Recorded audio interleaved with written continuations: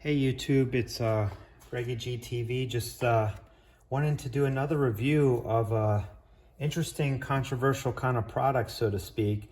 It is Chinese-made wheel spacers, and just in my hunt of kind of like finding great manufacturers and kind of challenging things, I've just been lately on this kick of wanting to test out some spacers just to see, are there good high quality Chinese manufacturers to produce some very precise and important car parts, like we would use brakes or wheel spacers or whatever. I did a review previously of a KSP wheel spacers, which I was very impressed with. And then I found Bonoss here, which according to this label is formerly Bloxsport. I'm actually very excited to tell you a little bit about this, because I have only unboxed them so far, and with my just kind of particular analysis, I'm really impressed. I'm very interested to see. I will do a follow-up video of how these actually fit on the hub, but here are my impressions so far. So packaging wise, again, maybe some of this might seem like trivial or nonsense, but just the way it came packed in the box and individually wrapped. the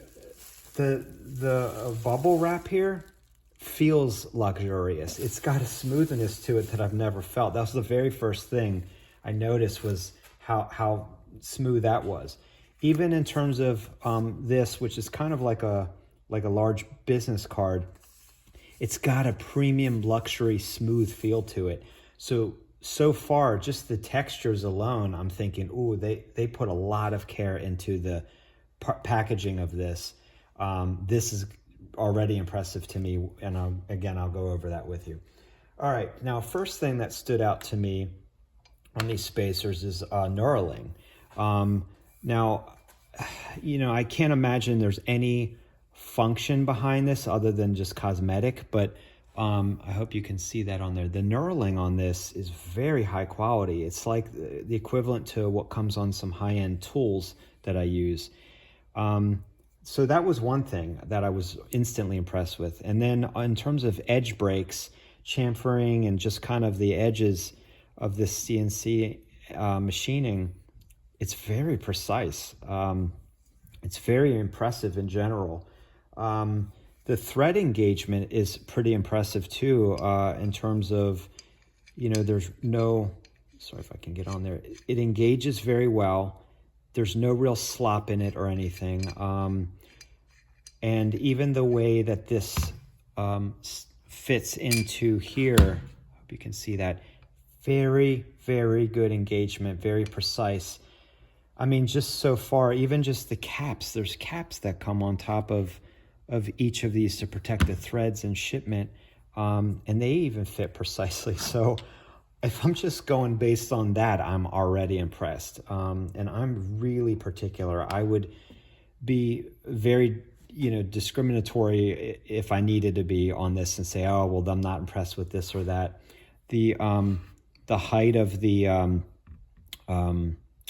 hub-centric not ring but lip is impressive to me as well. It's made out of 6061 aluminum.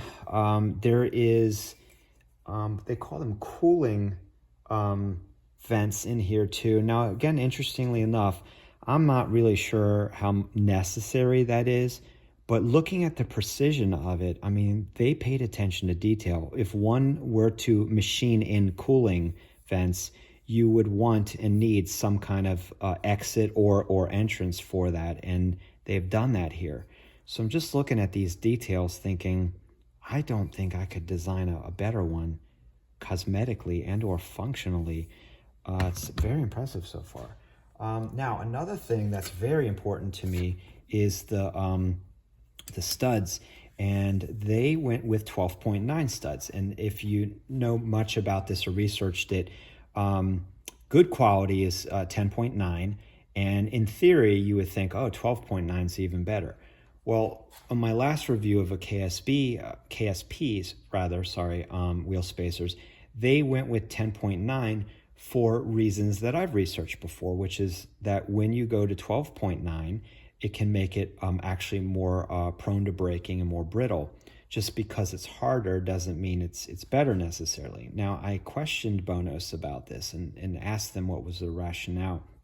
And they said that they take into account the hardness and toughness, and that they have SGS and TUV certifications, and they put these through 192 hours of neutral salt spray test versus 10.9 would be about 72 hours. So it seems to me that their choice actually is a good choice, or at least the materials they use or the methods they use. I was impressed with that answer. On the box itself, it actually says 10-year warranty. Oh, it mentions the 192 hours of neutral salt spray, and it says 2 million times fatigue tested. So, I mean, gosh, on paper, I mean, this is adding up to be pretty good.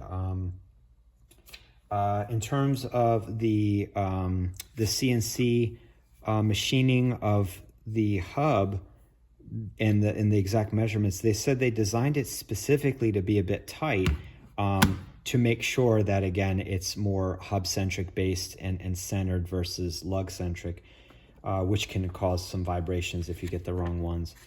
Their instructions are laid out very well. They're written in,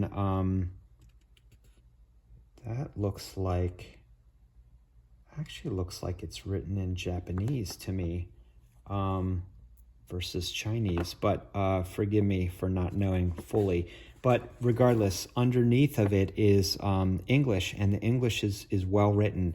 The pictures and layout is very good. They cover this well in terms of prepping the surface area and torquing properly and everything. One thing to note, and I made another video on this recently as well, is in terms of retorquing, installation tip. People think, okay, after 100 miles you retorque the lugs, which is true. What people tend to forget about is to take the wheel off and retorque these that you're actually putting on your OEM studs. Torque those, put the wheel back on, torque everything up, do 100 miles, take the wheel off, retorque those, put it back on, another 100 miles, and then retorque the outside ones as well. And then in terms of complaints, I ask the companies, I like to ask them, like, what complaints do they have from customers? What are the issues? Have they had returns? Any problems with manufacturing? They pretty much reported pretty standard. The customers tend to report issues when they order the wrong size. They're not paying attention to the center bore. Maybe their center bore is 73.4 and they order some that are 75, thinking that 2 millimeters or 1.5 millimeters is not much difference, but it is. Also thickness. A lot of times when you get some of the thinner ones, 10, 15, 20, 25 millimeter, your OEM studs are going to stick through there, and therefore they won't fit flush against your wheels. Most wheels have what's called pockets on the inside that have different depths in them that allow for a little bit of, the stud to come through and the wheels to still fit. So that's something to be mindful of, is, how thick are you going? And then they said some people complain about slow delivery times, ordering from China. To be honest, I ordered these on the 18th and just got them today on the 23rd. That's 5 days, including the weekend. Very, very impressive. So I'll do another video to showcase what it looks like on the hub itself for my particular vehicle, and I'll be interested in like how tight of a fit is that. But so far I am very, very impressed with these. So I just want to give you a heads up that Bonoss they're contenders. I don't know what some of the American ones are costing. I think they can be quite costly.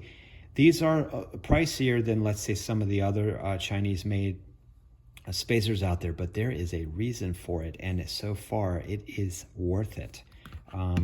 Again, I'm very impressed.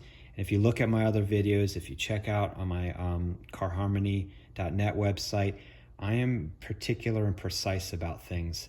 And I promise I would not give this positive review if I didn't fully believe in it. So thanks.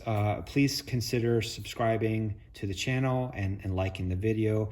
Help the channel grow. I'd love to be able to continue to do more content, not just about car stuff, but about a lot of other things as well. My background in psychology, or repairing things, or commentary on culture and society. I'd love to be able to do a lot more. So thank you very much.